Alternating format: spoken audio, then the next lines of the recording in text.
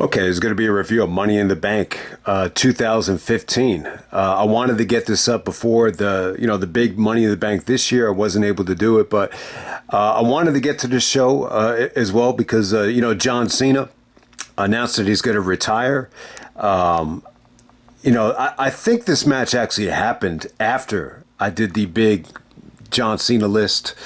I think I did like a top 50 John Cena matches with the Word Life theme in the background, but I think that was done in 2014 before this Cena match. So yeah, this is definitely like one of Cena's best matches. After 2014, it might be his best actually with Kevin Owens. This trilogy with Kevin Owens, I think it held up really, really, really well. But yeah, man, we're going to go back to Money in the Bank 2015. As you can see, Dean Ambrose is on the cover, a very, very young John Moxley. I think I prefer Moxley in AEW. I think he's aged, he's aged a lot, but in a good way, though. It's almost like he's aged harder than a stripper on crack with when you look at Moxley 10 years ago and you compare him to now. But yeah, this is Moxley in his home state of Ohio. So we're going to go all the way back. This was actually on, June 14th, 2015. Pretty early. This was going on during the NBA Finals. Wow. This was Columbus, Ohio. I actually did see this at the time. I don't think I ever reviewed it, though. But yeah, I do remember the Owens and Cena stuff was awesome. So if you remember, Elimination Chamber was actually... I think it was at the end of May, right? It was like a couple weeks right before this, but it wasn't a pay-per-view. It was a WWE Network exclusive that was never released on DVD, but I'm assuming it's still on the network. And then they followed up with Money in the Bank. And I think the third Cena and Owens match was actually at Battleground. But I think the Money in the Bank one, this one was probably the best one. But let's go right down to it, man. They actually do a Dusty Rhodes 10-bell salute. So rest in peace, Dusty. Great moment for the WWE. It definitely felt like a big deal. I think this was a huge tribute. There was an awesome video package for Dusty later on in the show. So they did a good job there. But Cody and Goldust, were nowhere to be found on the actual show. But let's get right down to it. They open it up with the Money in the Bank ladder match. We got Sheamus taking on Dolph Ziggler, Kane, Kofi Kingston. We got Pac out there as Neville. We got Randy Orton, and then we got Roman Reigns.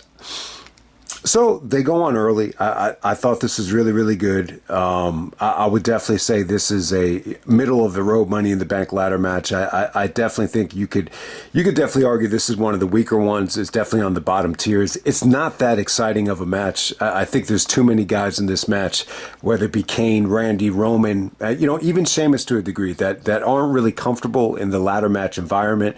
But at the same time, guys like Neville, guys like Kofi, guys like Ziggler were really there to assist them quite well. It ended up being a really, really fun match, but I can't say it's one of the better ones.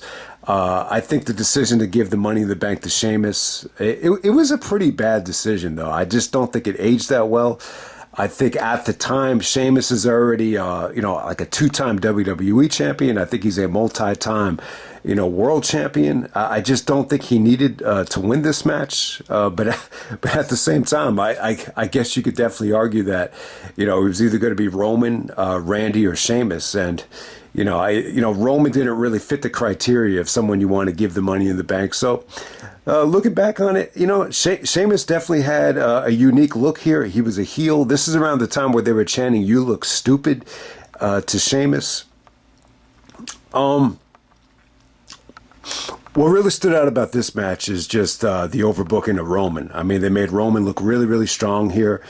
The powerbomb on Kofi looked great. There was a powerbomb into the ladder from Roman to Kofi. I mean, he's doing leaps. He's actually leapfrogging and, doing topes. He's doing the drive-by, taking out guys. And all of a sudden, the lights go out and Bray Wyatt comes out of nowhere. And then they do Sister Abigail. And, so Bray actually screws Roman in this match. And, that led to a match between Bray and Roman at Battleground. I can't remember if they followed it up and had another match at SummerSlam. Maybe they did.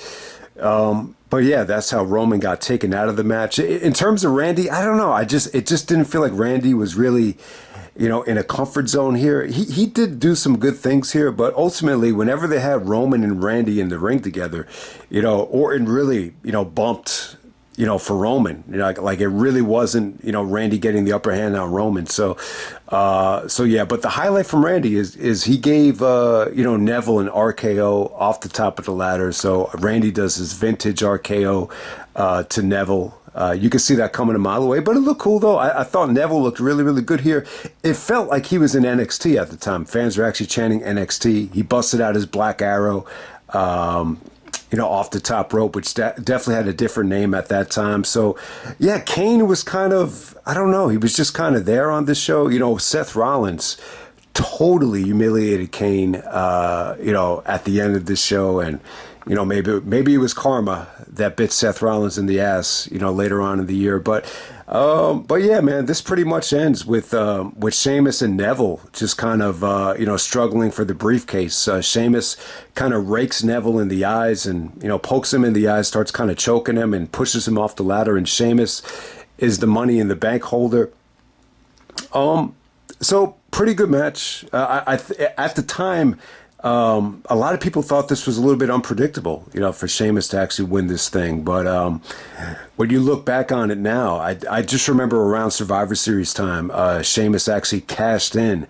And, we'll revisit that by the time we get to Survivor Series. But from my recollection, I think he actually might have cashed in on Roman, and then Roman might have won it back from him before the year is over. But you just remember that when Sheamus won the belt, it kind of painted 2015 in a negative light.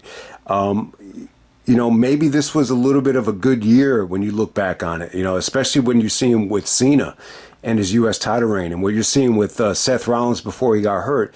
2015 had a good WrestleMania. It didn't feel like it was that bad of a year, but I just remember, the stuff with Sheamus and the stuff with Roman at the end of the year from Survivor Series going into the end was just very negatively received with the drop in ratings. And, I don't think that Sheamus reign really lasted that long, to be honest with you. But, Sheamus ultimately cashing in. I'm going to say around Survivor Series time. I can't remember exactly how it was executed, but we're going to move on. We got Nikki Bella actually taking on Paige. They go long, man. They go over 11 minutes here. Paige is a babyface here. She's actually dedicating the match to Dusty. They tried to sell Nikki Bella as this, diva that only cared about how she looked. I think around this time they were doing the Divas show on the E channel. So I got to say, I think Nikki Bella looked really, really hot. I think it's a hot matchup right here. But at the same time, I can't say that I was that impressed with it. It definitely felt like they got way too much time here. They do a little bit of the, Kurt Angle thing where Kurt and his brother, kind of, hide underneath the ring and they're the same person. So Nikki did that with Brie. And so that's how Nikki actually retains here over Paige. Don't have a lot to say about it. I didn't think it was bad. I was actually impressed with how good it was considering I thought this went a little bit too long here. They go almost over 12 minutes here, which really shocked me. But hey, man, you can't deny it though. Yeah, you could definitely see why Cena fell for Nikki Bella. She probably is one of the hottest divas ever. But we're just going to move on. We got the Big Show actually taking on Ryback. This is actually for the Intercontinental Championship. Ryback is actually the IC champion. The Miz is actually our commentary. It kind of felt like the Miz was like a general manager here. I think he actually booked this match, and he was bragging about how the ratings went up when he booked Ryback versus Big Show. Big Show actually got some please retire chants. Ryback is a babyface. The match ends in a DQ. This was probably the weakest thing on the show. Miz actually does interfere it just wasn't anything, to write home about. I think Ryback's push, kind of, faded at that point. It definitely felt like he lost a lot of momentum. And yeah, I mean, it's crazy how much Big Show overstayed his welcome. If anything, you want to compare it to what Jericho's experiencing now with, please retire chants. I mean, it can't feel good. Anytime, someone probably chants, please retire, it can't feel that good. But Big Show tried to embrace it. He was just like, yeah, I'll never retire. I'm not going anywhere. So, all right, we're going to move on to bigger and better things. We got, okay, this is actually a non-title match. I always thought these matches were for the United States Championship. It didn't really feel like that. It felt like Michael Cole could have promoted the fact a little bit harder that this was not for the title. It did get a video package, though. This is the rematch from Elimination Chamber. If you remember, Kevin Owens actually wins his first WWE match ever against John Cena at Elimination Chamber with a pop-up powerbomb. So we get the rematch, I think a couple weeks later at Money in the Bank. And we got a good video package here. Kevin Owens is mocking Cena for his T-shirts and his bad outfits, and he's basically saying that the never give up stuff is a bunch of bullshit. And now that he's actually finally, toe to toe with John Cena after watching him for all these years, he's basically saying that the never give up stuff is, that John Cena actually believes. He's so twisted and messed up that he actually believes in his own garbage. And, Cena's actually, taking a shot at Owens, saying that, you have no idea what it's like to try to overcome the odds and overcome all these, different things that the Make-A-Wish kids are experiencing. But, and Cena actually paralleled it to, trying to get to the WWE for over 10 years and being told no. And then it finally comes and you got to strike and the opportunity comes. So awesome stuff. Awesome video package right here. I thought Kevin Owens, seize the moment. It's definitely a great story. We all know Owens is a huge, professional wrestling fan, and he definitely fits the criteria of someone that's a WWE loyalist. Even though he watches, a lot of different promotions, he's definitely a WWE guy through and through.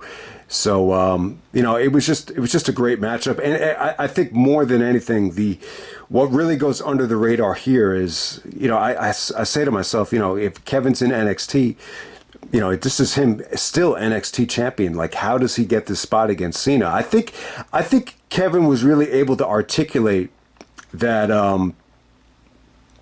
he could get the best out of Cena, that he could actually, help Cena out, maybe properly assist Cena in just doing a lot of moves that he's not comfortable doing. And that's what you saw Cena doing around this time. You notice this about Cena in 2014 and 15. He started working with a lot of, guys from Ring of Honor, whether it be, obviously he did a lot of good stuff with Punk and Daniel Bryan, but at this point he's having like really good matches with Cesaro and then the stuff with Kevin Owens and obviously Seth Rollins at SummerSlam. But I think more than anything, Kevin, he knew that Cena, he's a huge WWE fan, so he probably knew better than anybody that Cena was going through a lot of ups and downs as being WWE champion, a lot of criticism with the way he wrestled and the way he punched.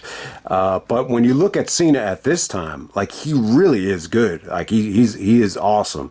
Execution-wise, conditioning-wise, it does finally feel like his level of intellect in the ring is actually kind of blending in well with his physical attributes, and it's just resulting in just, kick-ass matches, great matches, matches with high cardio. And he's even able to do stuff that some of the, our best workers of all time have not been able to do. Even guys like Kurt and Benoit, would have had a tough time, executing some of the things that I think Cena had done, in this particular match. So, but it's crazy. Eventually I want to do a video. I want to do two different videos, ROH related videos, one of them being Cena versus, Cena's top 10 ROH matches ever, and possibly the top 10 ROH matches in WWE. Just want to throw that at you before we get going here. But yeah, I think the match was awesome.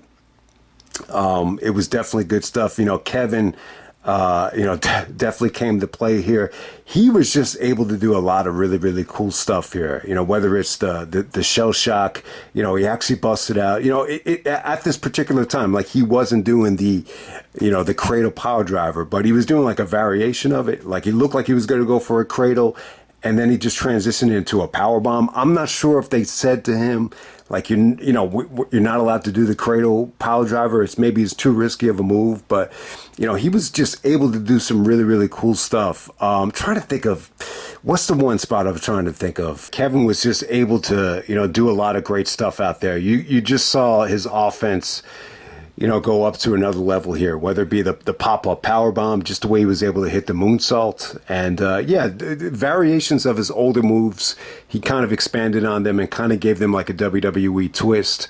But yeah, I mean, who really impressed me here was just Cena. Like this really does feel like Cena has gotten to the level at this point where he's really, approaching like Benoit, Shawn Michaels, Kurt Angle territory. Like I thought he looked that good here. I mean, he just looked that crisp, and let's just talk about it now. I mean, he was able to do stuff that he's never done before. The first thing I want to talk about, it looked like Owens was going for like a gigatonic, and then Cena's like scrambling for the ropes, and then all of a sudden Cena does like almost like a lucha-esque sunset flip. And it was like, man, I don't think I've ever seen Cena do that before. And then so the ending comes when he starts using this springboard stunner. And he actually hits like a springboard reverse stunner to Owens. Then he hits him with like the third attitude adjustment to win this thing. So, yeah, if you haven't seen this yet, there's a lot of kickouts. And it's funny, like Owens might have got the greenest light ever in terms of kicking out of FUs or attitude adjustments. And it takes 3 attitude adjustments. Kevin kicks out of 2 of them. How many people kicked out of 2 of them? Maybe The Rock. I don't know. Maybe Punk. But yeah, Owens, this has got to be as green of a light as anybody has ever got to wrestle John Cena. But yeah, the bottom line is it's a fun match. There's a lot of great kickouts. My biggest gripe with this is it does seem like Cena kicked out a little bit too early on some of them. I don't know if they, sometimes Vince, intentionally wants Cena to look strong. So kick out on a fast 2 instead of, doing the Kurt Angle thing where you just barely kick out. And it almost looks like you should have gotten pinned, which Kurt, I tried to, abuse over the years. But overall, man, I thought this was great stuff. I think it was great for Kevin. Cena tries to upheld the code of honor, and Owens really earned Cena's respect, but Kevin kicks him in the nuts and gives him a power driver or a power bomb on the edge of the ring apron, and Cena has to be helped to the back, and Cena did some really good selling with the back. So yeah, man, I think the match is great. It's definitely got to be up there with I think possibly the best match that John Cena's had. The second half of the 2010s. This is possibly Cena's best match. At least his best, one-on-one singles match of 2015. I know he had a lot of good ones.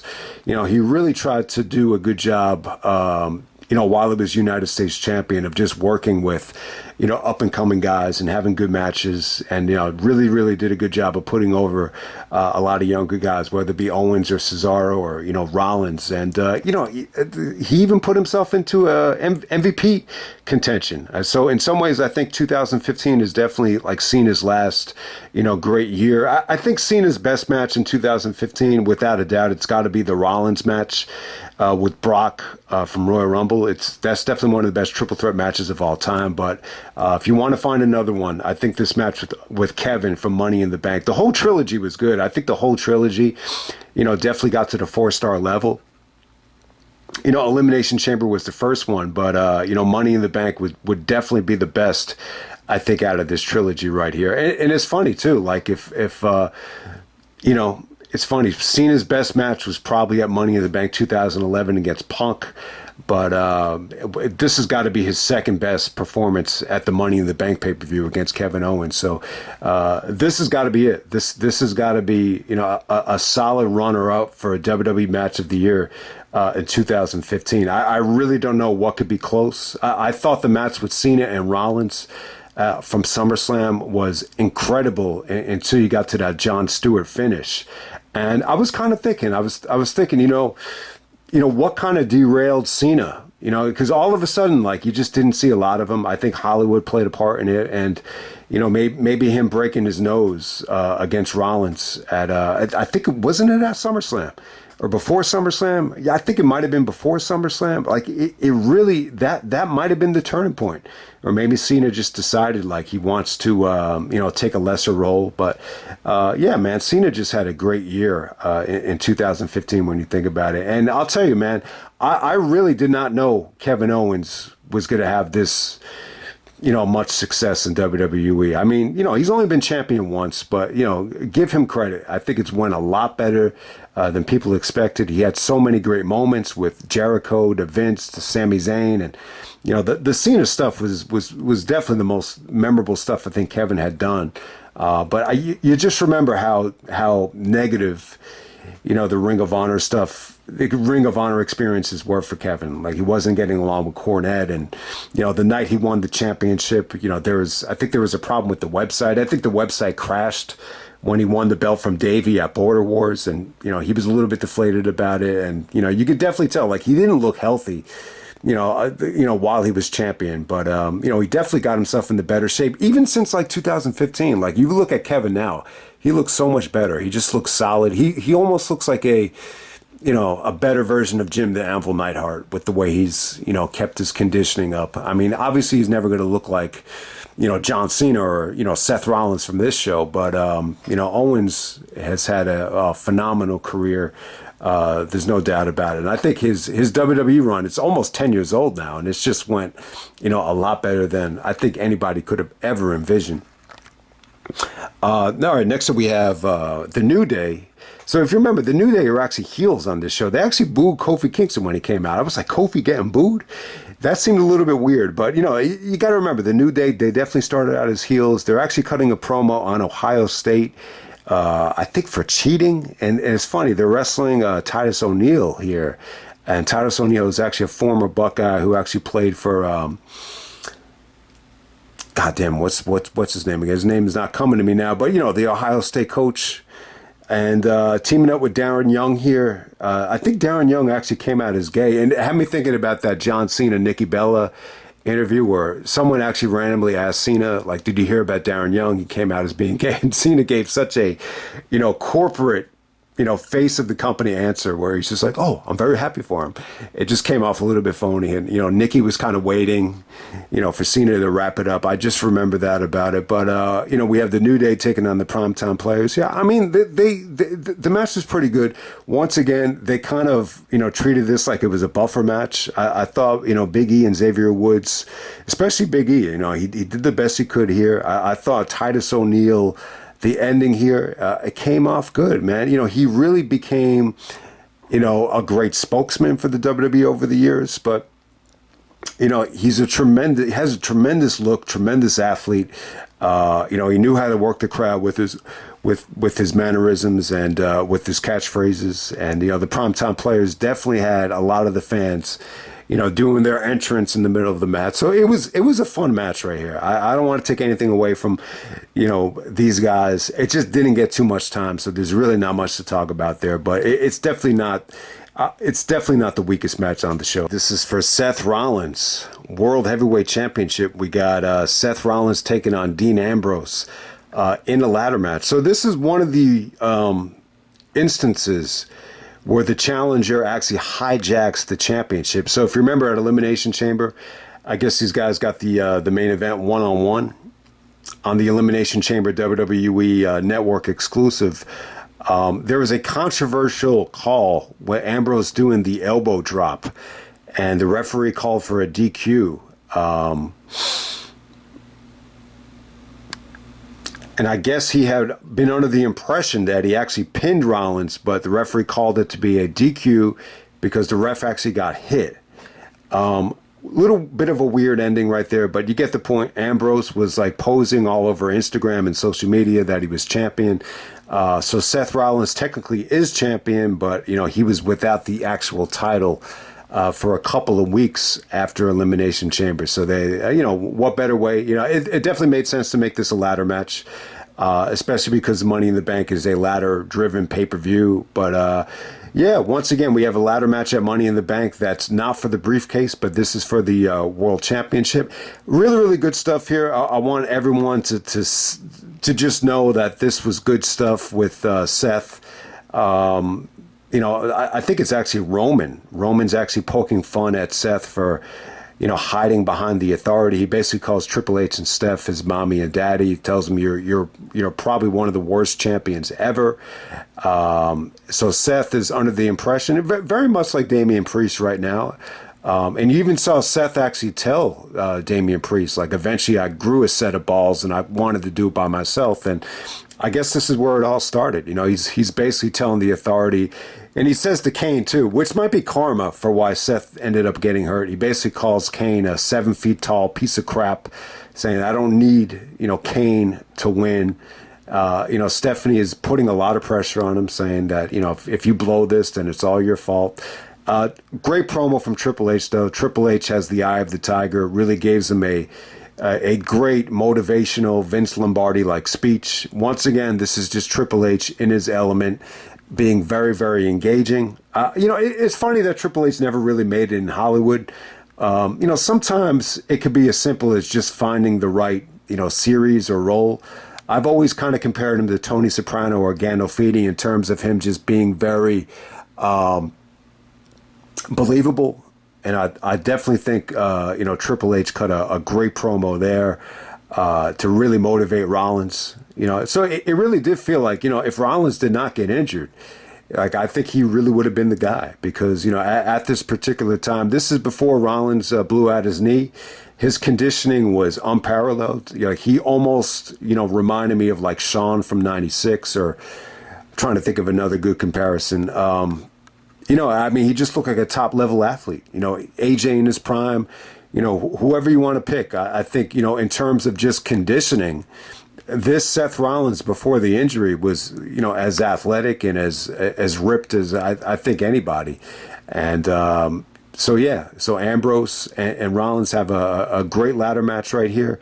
I was really never crazy about, the Ambrose look, though. I know he was a little bit of, compared to Pillman, the lunatic fringe. And it's just weird, though, man. I really have enjoyed Moxley, going to AEW. Like, when he first got there, I was just like, I don't really know. Like, you remember, I even said, like, I didn't think he should be champion. And, I was a little bit down on him going to AEW and them building around him. But I definitely, like, one of the things I was really wrong about was, Moxley and AEW. It's just gone really, really well. And even when you see what Moxley does in other promotions, whether it be Bloodsport or New Japan, I mean, he's been awesome. And he's gotten better with age, too. I just think Moxley, getting older and just looking a little bit more worn out, it just helps him with his look here. But, yeah, Seth Rollins and Dean Ambrose. We got the two former members of the Shield going at it. They might have had the Hell in a Cell in 2014, before this match. So they had the match at the Chamber, and then they have another ladder match right here. And it was good. I'm going to say this. I'm not going to say this is like anywhere near like one of the best ladder matches ever. I'm not going to say that this is 5 stars or... the match that people seem to be comparing it to the most is actually Triple H and The Rock, just in terms of the work that they did here. So, yeah, it definitely makes sense. If Triple H cut the promo, you could definitely tell here that some of the psychology was very much inspired by, Triple H selling the knee at SummerSlam '98. So you have, Ambrose getting destroyed by Rollins with him hitting the chair on his knee, several times, and Ambrose did some really, really good selling. So overall, I think the effort between Rollins and Ambrose for this particular ladder match was incredible. I think they got a lot of time. They took chances. It felt very physical. Some incredible bumps. I think that the biggest flaw to me is just the atmosphere. It just felt a little bit like it. I just think it felt like it tried too hard to go long, And there was just moments where it was lacking just a little bit. And I think for the most part, the fans were really into Ambrose. I can't say that Rollins got, nuclear heat, but he got decent enough heat. I think, the atmosphere could have been better, but it wasn't like it was bad. I just think it's ambitious. I think it's ambitious to go, 35 minutes in a one-on-one ladder match. I mean, when you think about it, this has got to be the longest one-on-one ladder match ever. I mean, is there really any one-on-one ladder match that can really, compare to this in terms of the length? I think the answer would be no. But overall, I think it was good. Very physical, very brutal. That Moxley or Ambrose with the dirty deeds on the table. I mean, once again, well, we're talking about the psychology, and we're talking about, Rollins just being relentless, going after Ambrose's knee. He was going up the ladder. He's, hitting him with the steel chair. So, yeah, Ambrose definitely did some good selling. There's some incredible buckle bombs from Rollins. Rollins takes it once again, that incredible backdrop. This looks very similar to the previous Money in the Bank. He takes the backdrop on the ladder that's set up, and the ladder almost gives. So give Rollins credit, for that bump. Yeah, one of the coolest things here. I mean, they kind of. I'm not going to say that they played off the finish, but at Elimination Chamber when Moxley, it's not exactly. Wouldn't say it's like a tribute to Dusty. When God, I keep calling him Moxley, but when Ambrose hit the elbow drop off the ladder, I thought that was cool. And, JBL was actually saying that's a tribute to Dusty, but in some ways, it was playing off the Elimination Chamber finish. The way he hit it, I thought that was a cool spot. The ending is what it is. I'm not crazy about the ending. I think it was good. I think in some ways, it really kind of tied into, Rollins, getting it done by himself, finally, getting it done without anybody assisting him, without anybody, taken away from the match. So it's almost like a tug of war. They both take the belts off, the top of the ladder, and somehow, some way, Rollins is able to, get more of it and maintain possession of it. I mean, Cole compared it to. He was trying to make the analogy to JBL, and JBL. I don't think JBL liked the analogy, but he tried to make it the analogy to a wide receiver in football. Going up against the secondary. Who is going to get possession of the ball, or who had possession of it on the initial catch.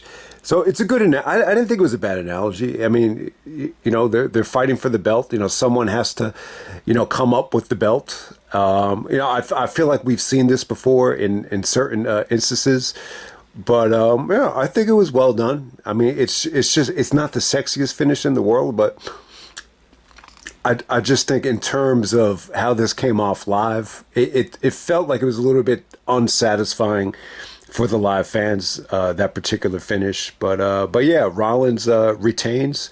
And once again, this is another example of, someone stealing the belt going into the pay-per-view and not leaving with the belt. You saw, I think Jay White at Full Gear, tried to do the exact same thing with MJF, and he was unsuccessful. So can anybody think of one time where someone comes into the show with the belt, steals the belt, and actually wins the championship and leaves with the belt?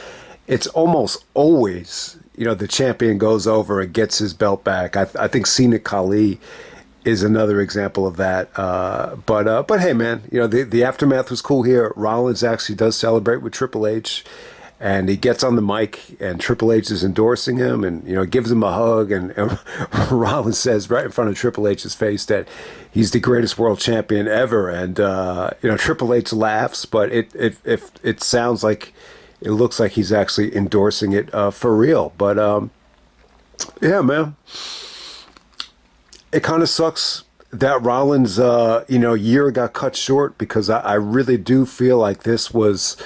I think it's still like some of the best work he had ever done. This 2015 run when he was still healthy. So I don't think the injury totally, derailed his career because, if there's one guy that, has pretty much been pushed almost parallel side to side with Roman, over the last 10 years, I think it would definitely be Seth Rollins.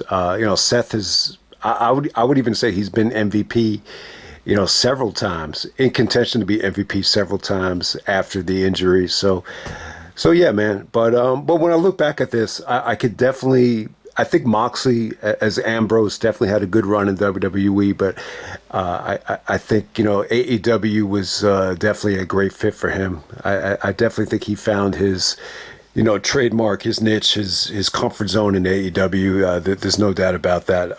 But give him credit as well. I never really thought Ambrose was a great fit for WWE, but just very similar to Kevin Owens. He's just one of these guys that really, I think, exceeded expectations, while he was there. I mean, there's no doubt about it. So that's Money in the Bank 2015. Look, I think it's another good Money in the Bank show. I think at this time, the WWE is not very consistent on the pay-per-views. They seem to give you a lot of buffer matches, like the Nikki Bella stuff or like the Big Show stuff or even the tag matches with New Day. But you can't argue with this card. I think the ladder match, the main event, it's a great main event. I'm not going to say it's a classic, but it's definitely a great ladder match. And they definitely did give them time, and it felt like they gave them the green light to be creative and tell their own story without anything being rushed. So I like that. I think Kevin Owens and Cena was a phenomenal match. I mean, what they really did in that match was really cool. I mean, they gave Owens the green light, but Cena complaining to the referees was kind of, a great way to kind of protect, the attitude adjustment finish. So I love the match. I think Cena and Owens definitely does, hold up as, some of Cena's best work ever. So yeah, man. I mean, the initial Money in the Bank match with Sheamus winning, I don't think that match has aged that well. That definitely feels to me like it's a run of the mill Money in the Bank, but it's still fun though. It was still fun. There was still some must see stuff there. I'll definitely say that. I just think that Sheamus cash in. I feel like that's one of the more negatively received cash ins. When you look back at the history of the cash ins, but. Yeah, man. So yeah, this would definitely be it. I would definitely say this is definitely a show that John Cena fans should remember. I definitely think this match with Owens, it's probably in John's top 10, most heavily praised matches ever. And just trying to think about when Cena does come back. I don't think I touched on it in the Money in the Bank review, but I think it's a Netflix driven decision. I would assume this was part of the negotiations with Netflix to make a big splash. Like, we want Cena to be on the first 3 premium live events, and at the same time you can really jack up the ticket prices. So I think it does make sense. But I would actually I think there's a lot of possibilities. I think John being in the Royal Rumble match and him possibly winning, I would you can never rule that out with Cena. I think Cena and Cody is inevitable. The only question is, does that happen at the Rumble or WrestleMania? I think Cena and Rock is a possibility. I would say highly unlikely, though. I think Cena and Punk, Punk has already thrown out the idea of it happening. You actually saw Cena and Punk reuniting for the first time backstage at Money in the Bank. It looked like Punk was talking to Cena about the injury. So, yeah, that was pretty cool, man. It does definitely feel like Punk has a newfound respect for Cena, after so much time has gone by. I think Cena and Randy is definitely another possibility, maybe at Elimination Chamber. So it should be interesting to see if Cena gives us 3, one-on-one matches, possibly against guys that he's already faced, or does he give us some fresh opponents, or is he going to be in, the Rumble, the Elimination Chamber, multi-man matches? But we'll see, though. I think John will, give us a good, run. I think it's definitely something to look forward to. I think, it's,